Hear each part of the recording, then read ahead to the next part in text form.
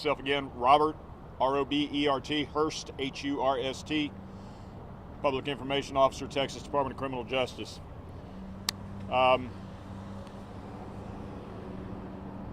This search has now gone past 24 hours for Gonzalo Lopez.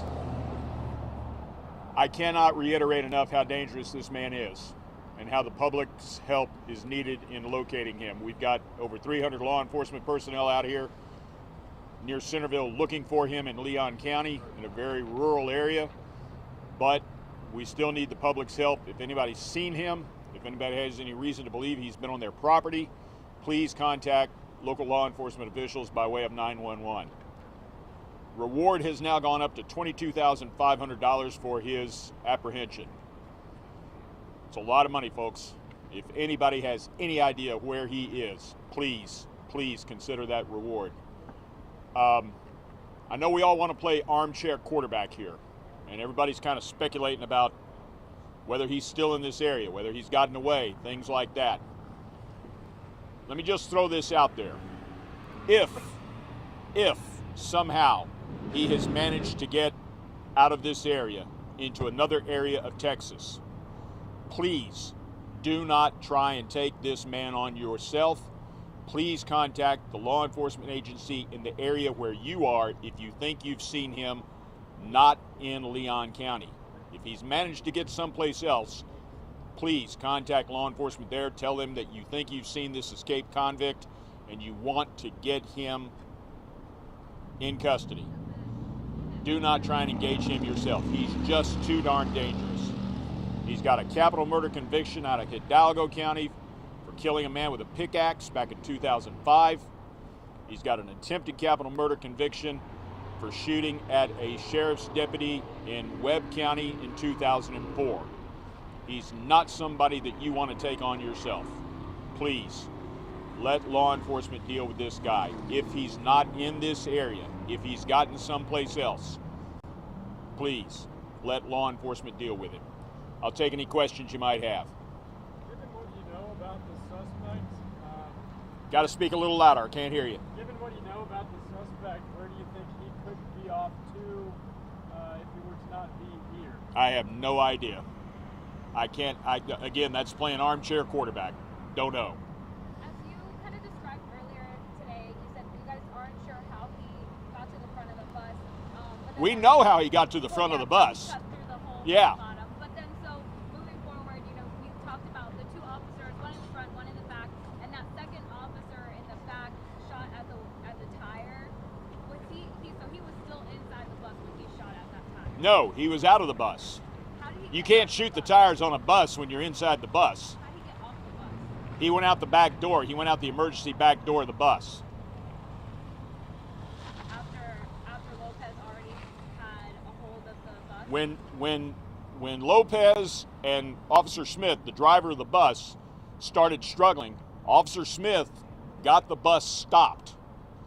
That's when Officer Breiniger went out the back of the bus, realized what was happening, saw the struggle between Smith and Lopez outside of the bus. That's when he shot out the back tires, realizing what might be getting ready to happen. And then Lopez got back on the bus and drove it about another mile down the road with the back tires shot out. Back tire shot out and the 15 other inmates still on the bus? Yes, the other inmates never got off the bus. None of them tried to jump off the back of the bus either? No. They were all in shackles. They were all in their restraints. Is there surveillance video from inside the bus? No. I addressed that earlier. I don't think you were here, but there's no video on the bus. Are y'all still advising people to stay in their homes, lock their doors, all that? Yes. Were they supposed to be on this road? Is that the route they were? Yes. Gatesville to Huntsville comes right down this road. Gatesville, if you go down this road, you'll eventually get to Marlin, and Marlin will then take you on over. Highway 7 will then take you on over to Gatesville. Okay? So it's a direct shot from Gatesville to here, down Highway 7, and then on I-45, they would take I-45 on down to Huntsville. Did he turn the bus around and go the other way then? Or? No. Okay, so he was still driving it this way? Yes. I'm sorry, I'm trying to make this as clear as I can for everybody. The bus was going west to east on Highway 7. When it went off of the roadway, it went off on the westbound side in the culvert on the westbound side, but the bus never turned around. I know we mentioned the heat playing a factor in the search efforts, but I'm sorry, say it again? we mentioned the heat. Temperatures are close to 100 degrees tomorrow. How could that be impacting the felon also that's on the run? It's going to make it real difficult for him if he's still here. If he's still in this area, he's getting real thirsty and he's getting real hot, and he's going to start being very uncomfortable if he's not already. Also, you guys talked about how he cut the hole on the bottom of the fence inside the bus, and you're not sure what the device that he used. Some kind of sharp object. You guys don't have that object in No. your possession? No. So it's still unknown, like, what exactly that was? Correct. And like you said earlier, you're not sure if this was a premeditated plan of him. It's part of our investigation. So it's still unknown how he got a hold of this kind of weapon? Correct. Could it have been someone visiting him by any chance? You're asking a question that's part of our investigation. So you're saying, you're using the terms if he's still here, how long are we gonna keep this perimeter before expanding it, searching somewhere else? That's going to be determined by our administration. Right now, I'm being told that we're going to stay out here until we find him, but that could change in the next 48 to 72 hours. As we get into the darker hours of the night of this search, what obstacles do you guys face now as the search continues? I'm sorry, you got to say it again. I can't hear you. As you guys enter the darker hours of this search, what are the obstacles you guys face now? Well, it's dark, and he can move around a little bit better if he's still here, maybe with somebody not seeing him, especially if he shed his white prison uniform. It's going to be a little more difficult to locate him in the dark. We've got the canines out here, we've got the mounted patrol out here, we got helicopters out here. So, we're using all the resources that we've got available to us to locate him. So still a huge possibility that he has kind of left his uniform somewhere that hasn't been found yet? No. Uniform hadn't been found. So we can only assume that he's still in it, but who knows? He might have shed it and got into something else. You said earlier you hadn't had any tips, no sightings, anything. Is that still the case Yes. right now? Last night there was that emergency alert sent out that said, avoid the area for Yeah. 12 to 24. Is Yeah. that still is Yes. that continued? Yes. Highway 7 is shut down in fact, it's over here. There's a portable highway sign over here saying Highway 7 is closed. So Highway 7 from 45 headed over to Marquez is shut down. We're still asking the public, if they can, please not use Highway 79 between Buffalo and Marquez.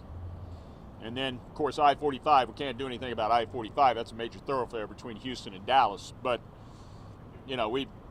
we're asking the public, please, if you've seen anything that would give you an indication that you've had contact with this guy or he's done anything on your property, please call 911 and let us know. It'll help us in our investigation.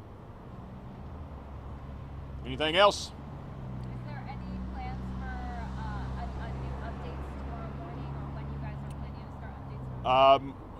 We'll be talking about that tonight. I'll be talking with the command center in Huntsville. Before I leave here tonight, I'll give everybody an idea of what time somebody will be expected here tomorrow. Folks, I do want to say this. We appreciate your getting this out there for us. The media is always cooperative when we have a situation like this in helping us get the word out there and hopefully preventing something tragic from happening. So I want to thank you for being out here and reporting this and getting the word out, and also letting the public know that there's a reward out there for him. $22,500, that's a pretty good chunk of change. And but thank you for getting the word out and making the public aware that this guy is very, very dangerous. He tried to, he overpowered he tried to overpower an officer on the bus while it was being driven. and then got into a fight with him, almost got his gun. The other officer shot at him.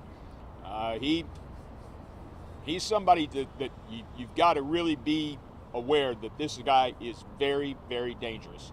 So the more you can put the word out there for us, we would appreciate it. And again, thank you for what you're doing for us. We appreciate it. All right, that's all I got for tonight, folks. Unless y'all got anything else, I think I'm done for the night unless I get any updates. Okay? Are we good? Thank you. All right. I have a quick question. Yeah. I just, because I got here a little late, I want to Yeah. make sure. So